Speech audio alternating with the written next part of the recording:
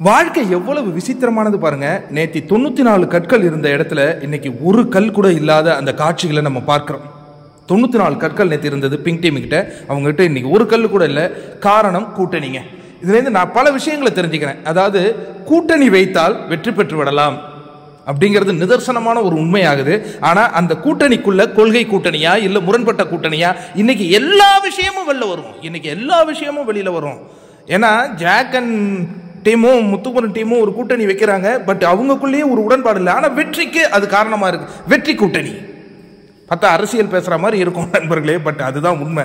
ஒரு கல் கூட இல்லை. ஆனால் ஏதோ ஒரு பொம்மையை கொடுத்து வச்சிருக்காரு. சரி, கல்லு தான் போயிடுச்சு, அதுக்கப்புறம் பொம்மையை காப்பாற்றலாம் அப்படின்னா பொம்மையும் எடுத்தால்தான் வெற்றின்னு சொல்லிட்டாரா என்னன்னு தெரியல. பிக் பாஸ் நீ வேற ஆளியா? அவருக்கு அந்த இடத்துல ஒரு கலோபரம் பிரச்சனை எல்லாம் ஏற்படணும். ஆனால் இதில் எப்படி ஸ்டஃபாக நிற்கிறாங்க அப்படிங்கிறது கேமருங்க. அதாவது நான் மீண்டும் மீண்டும் சொல்வேன், டாஸ்கில் ஜெயிச்சா யாரும் பிக் பாஸ் எல்லாம் கோப்பையெல்லாம் தூக்குனது கிடையாது. அவங்க அந்த கேமை அணுகுமுறை, நேற்று முத்துக்குமரன் சொன்னார் இல்லையா, நாம் ஆடும் ஆட்டத்தை நம்ம பார்ப்போம், அதில் இருக்கிற நெறிகளை மக்கள் பார்த்துப்பாங்க அப்படின்ட்டு. இந்த கேம்லையும் அதுதான் பார்க்கப்படும். இதில் நான் எதற்காக இப்போ சில பேர் சொல்றீங்க என்னுடைய கமெண்ட்ஸில் வந்து, நம்ம சேனலுடைய கமெண்ட்ஸில் உங்களுக்கே தெரியும், குட் ஆட் குட் ஹெல்த் என்னைக்கும் உண்மையான விஷயங்களை தான் சொல்லும்.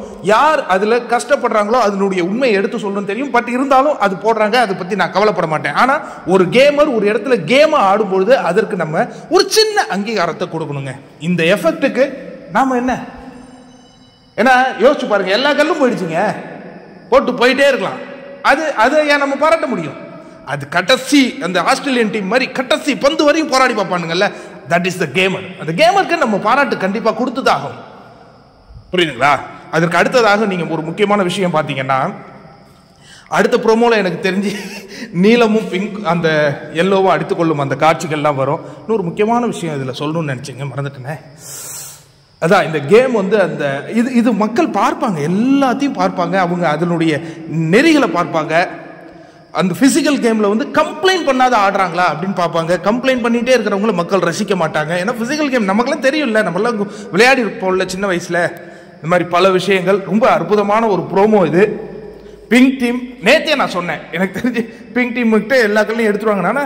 ஒரு கல் இல்லாத எடுத்திருக்காங்க. ரெட் டீமாவது ஒரு 6 கல் இருந்தது, இவங்ககிட்ட எதுவுமே இல்லை. மொத்தமாக வழிச்சு தூக்கியிருக்காங்க. ஜெஃப்ரி இதில் பங்கெடுக்கவும் இல்லை, ஏன்னா அவருக்கு நேத்திய அடிபட்டுச்சு. பட் கேமில் வந்து வலிமை இல்லாதவனை தான் தாக்குவாங்க, அதெல்லாம் நமக்கு புரியுது. பட் அந்த போராட்ட குணத்துக்கு அது கூட நம்ம மார்க் கொடுக்க மாட்டோம், அதுக்கும் பண்ண மாட்டோம்னா அதே மாதிரி அப்போ பிஆர் வச்சு ஆடுறவன் தான் மேலே நின்றுகிட்டே இருப்பான், மற்றவங்களாம் கீழே நின்றுகிட்டே இருக்கணுமா? இல்லை, நான் கேட்குறேன். சில பேர் ஆடவே மாட்டாங்க, ஓட்டுகள் பட்டு அப்படி குவிஞ்சிக்கிட்டு இருக்குது. என்னங்க நடக்குது? நல்லா ஆடுற எல்லாம் டாப் பாட்டம்ல நின்றுகிட்டு இருக்கிறாங்க.